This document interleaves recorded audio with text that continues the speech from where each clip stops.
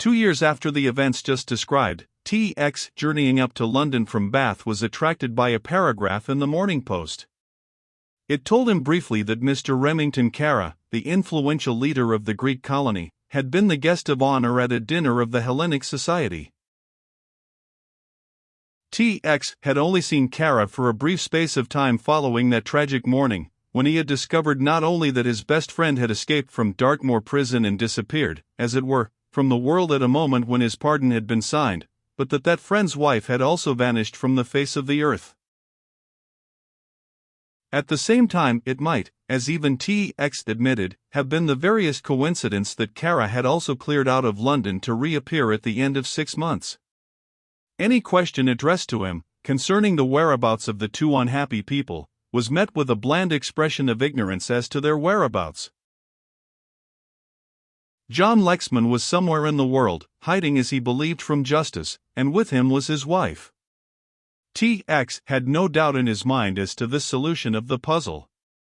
He had caused to be published the story of the pardon and the circumstances under which that pardon had been secured, and he had, moreover, arranged for an advertisement to be inserted in the principal papers of every European country.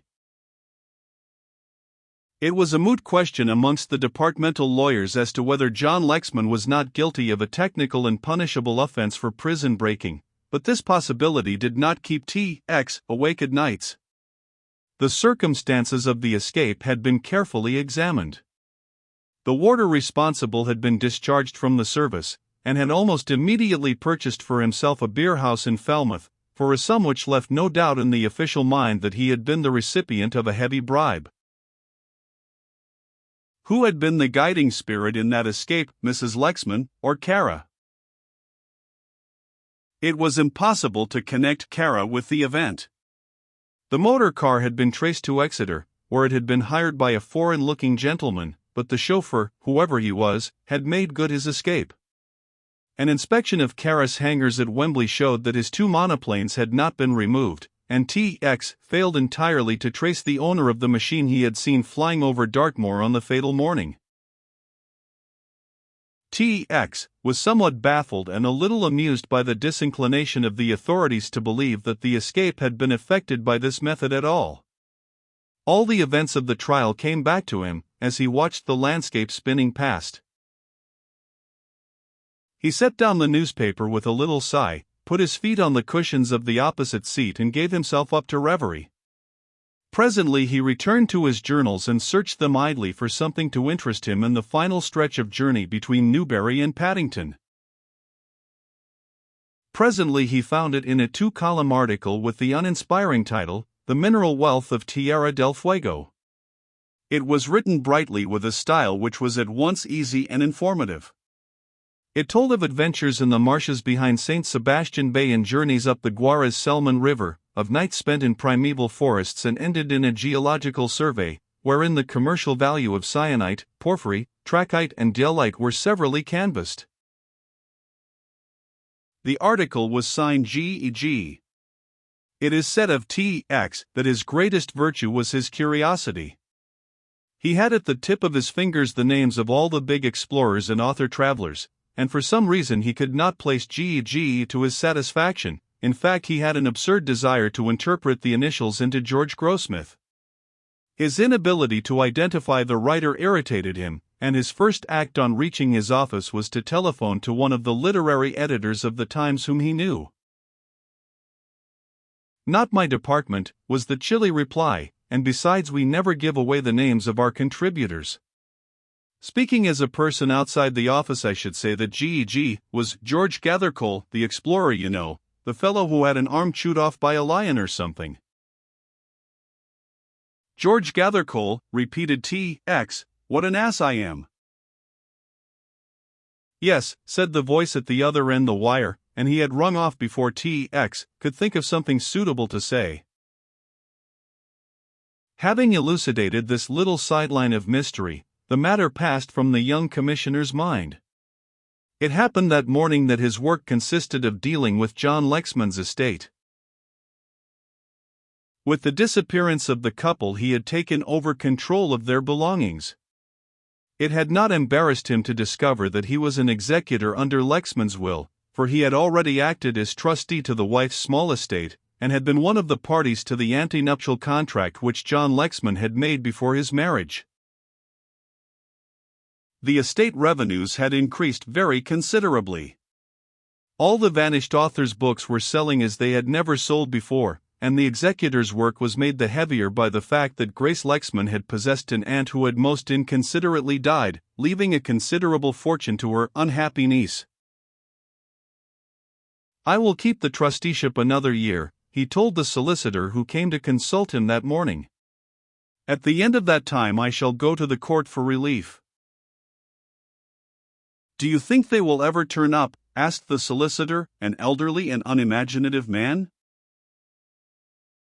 "Of course, they'll turn up," said T.X. impatiently. "All the heroes of Lexman's books turn up sooner or later. He will discover himself to us at a suitable moment, and we shall be properly thrilled." That Lexman would return he was sure. It was a faith from which he did not swerve. He had as implicit a confidence that one day or other Kara, the Magnificent, would play into his hands.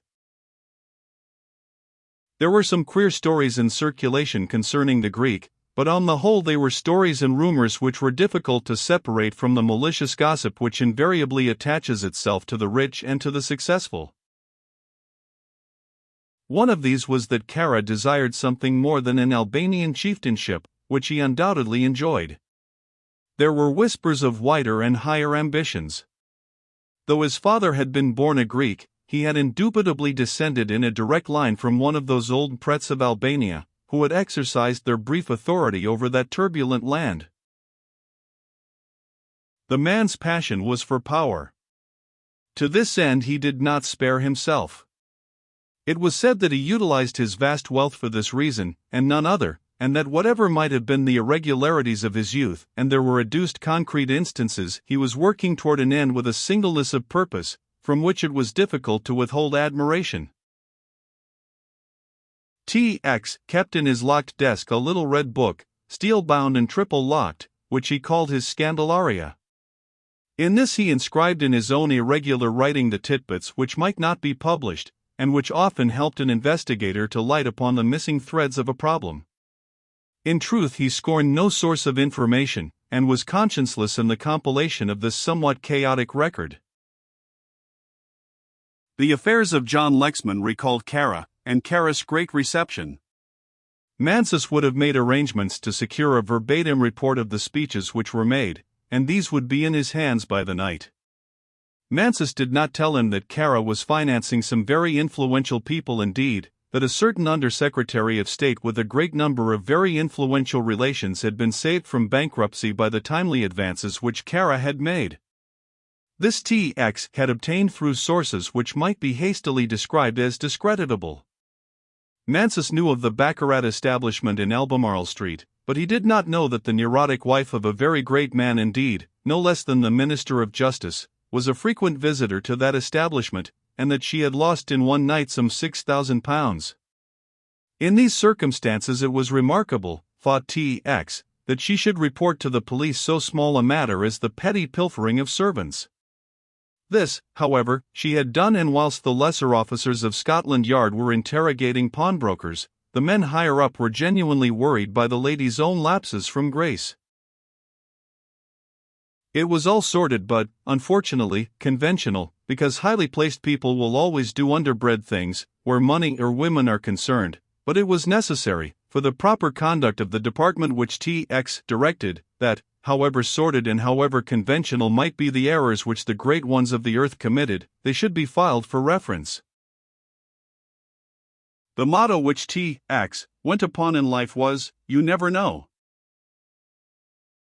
The Minister of Justice was a very important person, for he was a personal friend of half the monarchs of Europe. A poor man, with 2,000 or 3,000 a year of his own, with no very definite political views and uncommitted to the more violent policies of either party, he succeeded in serving both, with profit to himself, and without earning the obloquy of either. Though he did not pursue the blatant policy of the Vicar of Bray, yet it is fact which may be confirmed from the reader's own knowledge, that he served in 4 different administrations, drawing the pay and emoluments of his office from each, though the fundamental policies of those 4 governments were distinct. Lady Bartholomew, the wife of this adaptable minister, had recently departed for San Remo. The newspapers announced the fact and spoke vaguely of a breakdown which prevented the lady from fulfilling her social engagements. T.X., ever a doubting Thomas, could trace no visit of nerve specialist, nor yet of the family practitioner, to the official residence in Downing Street, and therefore he drew conclusions. In his own Who's Who, T.X. noted the hobbies of his victims which, by the way, did not always coincide with the innocent occupations set against their names in the more pretentious volume. Their follies and their weaknesses found a place and were recorded at a length, as it might seem to the uninformed observer, beyond the limit which charity allowed. Lady Mary Bartholomew's name appeared not once, but many times, in the erratic records which T.X. kept. There was a plain matter-of-fact and wholly unobjectionable statement that she was born in 1874, that she was the 7th daughter of the Earl of Balmoral, that she had one daughter who rejoiced in the somewhat unpromising name of Belinda Mary, and such further information as a man might get without going to a great deal of trouble. T.X., refreshing his memory from the little red book, wondered what unexpected tragedy had sent Lady Bartholomew out of London in the middle of the season. The information was that the lady was fairly well off at this moment, and this fact made matters all the more puzzling and almost induced him to believe that, after all, the story was true, and a nervous breakdown really was the cause of her sudden departure. He sent for Mansus. "You saw Lady Bartholomew off at Charing Cross, I suppose?" Mansus nodded.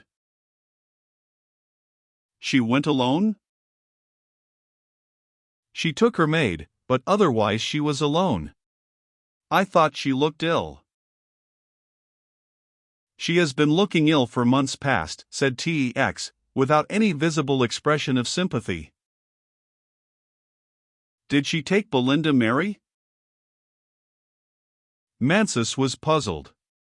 "Belinda Mary," he repeated slowly. "Oh, you mean the daughter?" "No, she's at a school somewhere in France." T.X. whistled a snatch of a popular song, closed the little red book with a snap and replaced it in his desk. "I wonder where on earth people dig up names like Belinda Mary," he mused. "Belinda Mary must be rather a weird little animal, the Lord forgive me for speaking so about my betters. If heredity counts for anything, she ought to be something between a head waiter and a pack of cards. Have you lost anything?" Mansus was searching his pockets. "I made a few notes, some questions I wanted to ask you about, and Lady Bartholomew was the subject of one of them. I have had her under observation for 6 months, do you want it kept up?" T.X. thought a while, then shook his head. "I am only interested in Lady Bartholomew in so far as Kara is interested in her. There is a criminal for you, my friend," he added, admiringly. Mansus, busily engaged in going through the bundles of letters, slips of paper and little notebooks he had taken from his pocket, sniffed audibly. "Have you a cold?" asked T.X. politely. "No, sir," was the reply, "only I haven't much opinion of Kara as a criminal. Besides, what has he got to be a criminal about?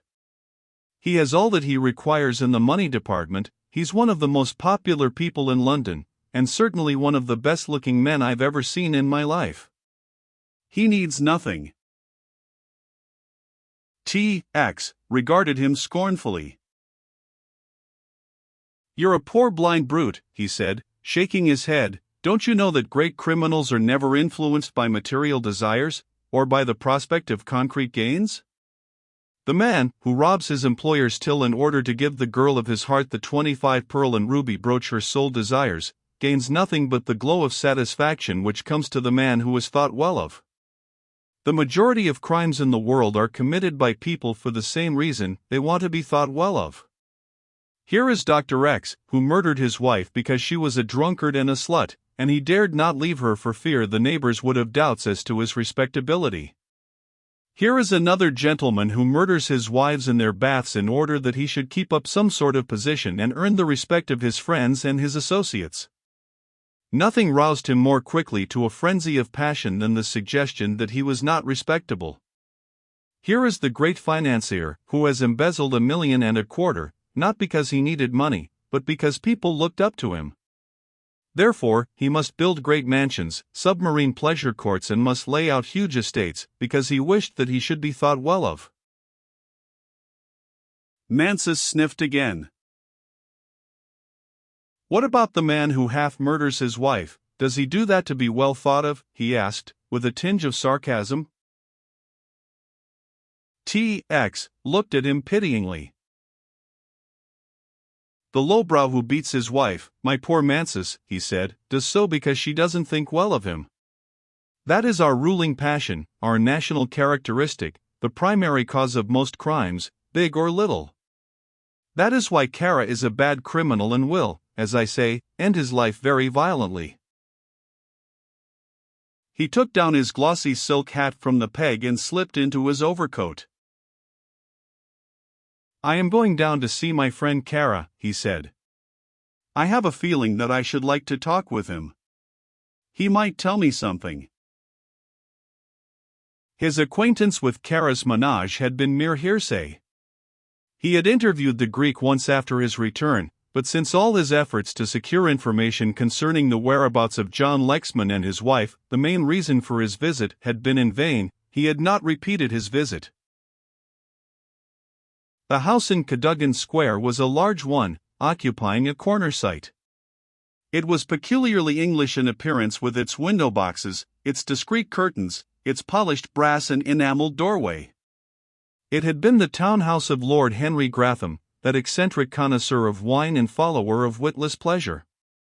It had been built by him round a bottle of port, as his friends said, meaning thereby that his first consideration had been the cellarage of the house, and that when those cellars had been built and provision made for the safe storage of his priceless wines, the house had been built without the architects being greatly troubled by his lordship. The double cellars of Gratham House had, in their time, been one of the sights of London. When Henry Gratham lay under 8 feet of Congo earth, he was killed by an elephant whilst on a hunting trip. His executors had been singularly fortunate in finding an immediate purchaser.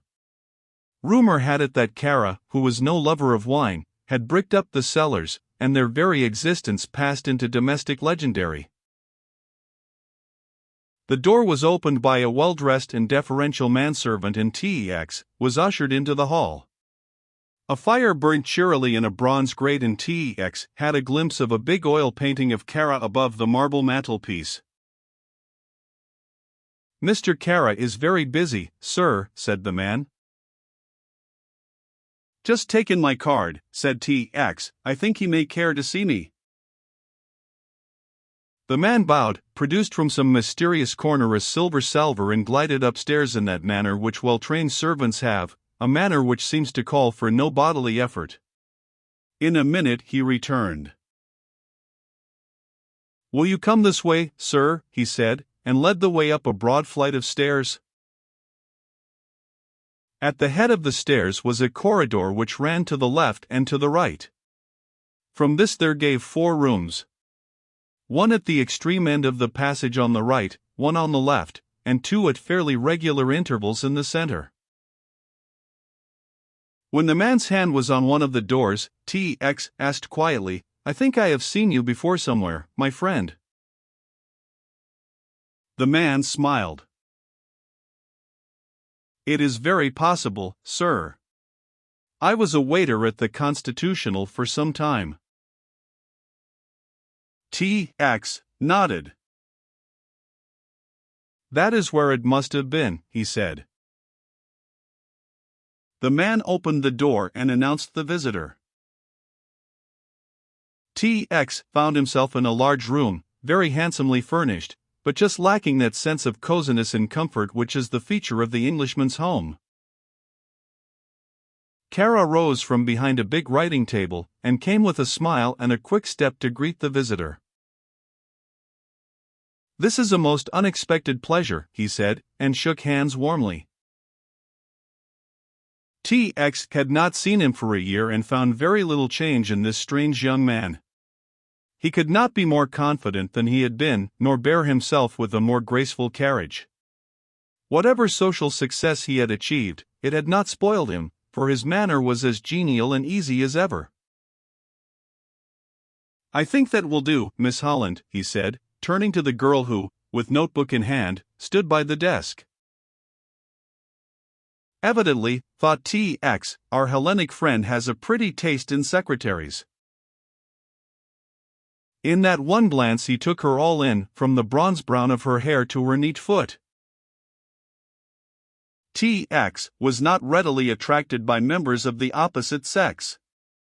He was self-confessed a predestined bachelor, finding life and its incidents too absorbing to give his whole mind to the serious problem of marriage, or to contract responsibilities and interests which might divert his attention from what he believed was the greater game. Yet he must be a man of stone to resist the freshness, the beauty, and the youth of this straight, slender girl, the pink and whiteness of her, the aliveness and buoyancy and the thrilling sense of vitality she carried in her very presence. "What is the weirdest name you have ever heard?" asked Kara laughingly. "I ask you, because Miss Holland and I have been discussing a begging letter addressed to us by a Maggie Goomer." The girl smiled slightly, and in that smile was paradise, thought TX. "The weirdest name," he repeated. "Why, I think the worst I have heard for a long time is Belinda Mary." "That has a familiar ring," said Kara. TX was looking at the girl. She was staring at him with a certain languid insolence which made him curl up inside. Then with a glance at her employer she swept from the room. "I ought to have introduced you," said Kara. "That was my secretary, Miss Holland. Rather a pretty girl, isn't she?" "Very," said TX, recovering his breath. "I like pretty things around me," said Kara, and somehow the complacency of the remark annoyed the detective more than anything that Kara had ever said to him. The Greek went to the mantelpiece, and taking down a silver cigarette box, opened and offered it to his visitor. Kara was wearing a grey lounge suit, and although grey is a very trying color for a foreigner to wear, this suit fitted his splendid figure and gave him just that bulk which he needed. "You are a most suspicious man, Mr. Meredith," he smiled. "Suspicious?" asked the innocent TX. Kara nodded. "I am sure you want to inquire into the character of all my present staff. I am perfectly satisfied that you will never be at rest until you learn the antecedents of my cook, my valet, my secretary." TX held up his hand with a laugh. "Spare me," he said. "It is one of my failings, I admit, but I have never gone much farther into your domestic affairs than to pry into the antecedents of your very interesting chauffeur." A little cloud passed over Kara's face, but it was only momentary. "Oh, Brown," he said, airily, with just a perceptible pause between the two words. "It used to be Smith," said TX, "but no matter. His name is really Peropulos." "Oh, Peropulos," said Kara gravely, "I dismissed him a long time ago." "Pensioned higher, too, I understand," said TX. The other looked at him a while, then, "I am very good to my old servants," he said slowly and, changing the subject, "to what good fortune do I owe this visit?" TX selected a cigarette before he replied. "I thought you might be of some service to me," he said, apparently giving his whole attention to the cigarette. "Nothing would give me greater pleasure," said Kara, a little eagerly. I am afraid you have not been very keen on continuing what I hoped would have ripened into a valuable friendship, more valuable to me perhaps, he smiled, than to you. I am a very shy man, said the shameless T.X., difficult to a fault, and rather apt to underrate my social attractions. I have come to you now because you know everybody. By the way, how long have you had your secretary? He asked abruptly. Kara looked up at the ceiling for inspiration. For, no 3 months, he corrected, a very efficient young lady who came to me from one of the training establishments. Somewhat uncommunicative, better educated than most girls in her position, for example, she speaks and writes modern Greek fairly well. A treasure, suggested T.X. Unusually so, said Kara. She lives in Marylebone Road, 86A is the address. She has no friends, spends most of her evenings in her room, is eminently respectable and a little chilling in her attitude to her employer. T.X. shot a swift glance at the other. Why do you tell me all this? He asked. To save you the trouble of finding out, replied the other coolly. That insatiable curiosity which is one of the equipments of your profession, would, I feel sure, induce you to conduct investigations for your own satisfaction. T.X. laughed. May I sit down? He said. The other wheeled an armchair across the room and T.X. sank into it. He leant back and crossed his legs, and was, in a second, the personification of ease. I think you are a very clever man, Monsieur Kara, he said. The other looked down at him this time without amusement. Not so clever that I can discover the object of your visit, he said pleasantly enough. It is very simply explained, said T.X., you know everybody in town. You know, amongst other people, Lady Bartholomew.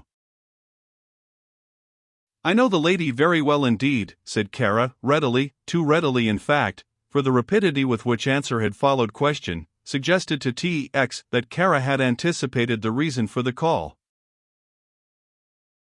Have you any idea, asked T.X., speaking with deliberation, as to why Lady Bartholomew has gone out of town at this particular moment?